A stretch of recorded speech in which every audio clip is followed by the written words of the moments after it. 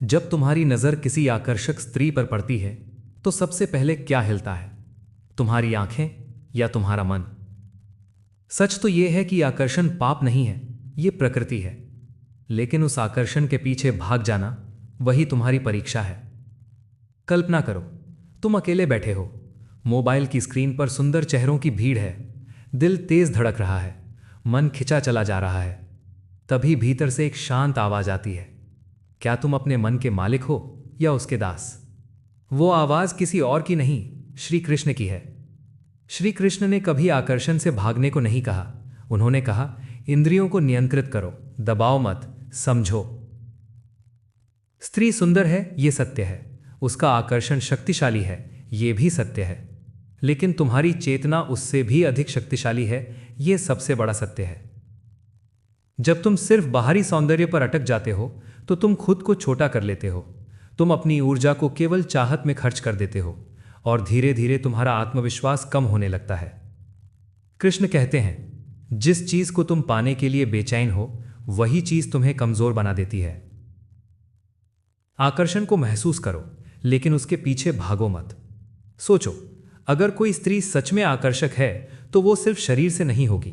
उसकी बुद्धि, उसकी ऊर्जा, उसका आत्मसम्मान, वही असली आकर्षण है। और अगर तुम सिर्फ उसके शरीर तक सीमित हो तो तुम खुद को भी उसी स्तर तक सीमित कर रहे हो।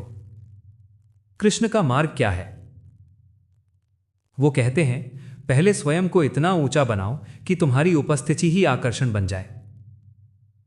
जब तुम अपने लक्ष्य पर काम करते हो, जब तुम अपने शरीर, मन और चरित्र को मजबूत बनाते हो, तब तुम्हारे भीतर एक अलग ही चमक आ जाती है।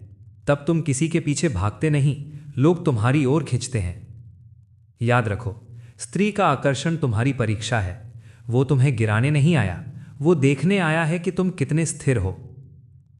अगर तुम हर सुंदर चेहरे को देखकर बेचैन हो जाते हो तो तुम अपने मन के गुलाम हो।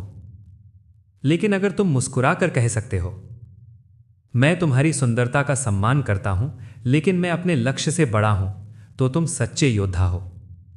कृष्ण ने अर्जुन को युद्ध भूमि में खड़ा किया था। तुम्हारी युद्ध भूमि तुम्हारा मन है। वहां वासना, आकर्षण, तुलना, इच्छा सब खड़े हैं और तुम बीच में खड़े हो। अब निर्णय तुम्हें लेना है, तुम गिरोगे या उठोगे। सच्चा पुरुष वो नहीं जो हर आकर्षण के पीछे भागे।